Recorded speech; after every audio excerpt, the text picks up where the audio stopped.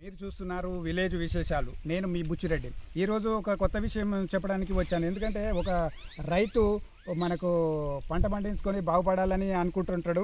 ఆ సమయంలో ఏమవుతుందంటే ఒక వ్యవసాయ క్షేత్రంలో జరుగుతున్నటువంటి రకరకాల విషయాల గురించి, అందులో కొన్ని విషయాల గురించి మేము ఈరోజు మాట్లాడదాం. మనము అదేంటంటే వ్యవసాయంలో ఒక నీరు పెట్టేసి దున్ని దాన్ని సాగుబడి చేసేసుకొని ఏదో పంట వేసుకొని ముందుకెళ్ళిపోదాం అనుకున్న సమయంలో రాత్రి వచ్చేసి ఇదిగో చూడండి, ఇక్కడ అడవి పందులు వచ్చేసి చాలా బీభత్సంగా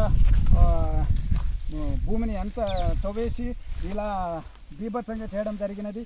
ఎందుకంటే ఇదే బీభత్సము కనీసం పంట వేసిన తర్వాత కూడా పంటను మొత్తం తవ్వేయడానికి ఆస్కారం ఉండదు. ఎందుకంటే రైతుల యొక్క సాధక బాధకాలు ఇలా ఉంటవి. అందుకే ఏమయ్యా బాబు, రైతులకు ఏముంది, ఒక పంట వేసేసి బాగా సంపాదిస్తారని చెప్పేసి ఒక వర్గం అనుకుంటుంటారు. ఆ వర్గం గురించి ఆల్రెడీ మాట్లాడి ఉన్నాము. ఆ ఎపిసోడ్ మీకు వినిపిస్తాను. ఈరోజు చూడండి, ఇక్కడ కాకర చెట్లు వేయడం జరిగింది. దానికి అనుగుణంగా ఏదో ఒక పంట వేద్దాం అనుకుంటే ఈ యొక్క పంటల యొక్క గోల ఇక్కడ ఉన్నది.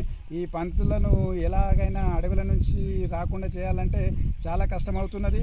దానికి కష్టము అవుతున్నది అంటే ఖర్చుతో కూడా అవుతుంటుంది. ఎందుకంటే ఫెన్సింగ్ చేయాల్సి వస్తుంది. ఆ ఫెన్సింగ్కు చాలా డబ్బులు అవసరం ఉంటాయి. అందుగురించి మనము ఈ ఎపిసోడ్లో ఈ పందుల నివారణ ఎలా అని చెప్పేసి మీకు సెకండ్ ఎపిసోడ్లో చూపిస్తాము. రండి.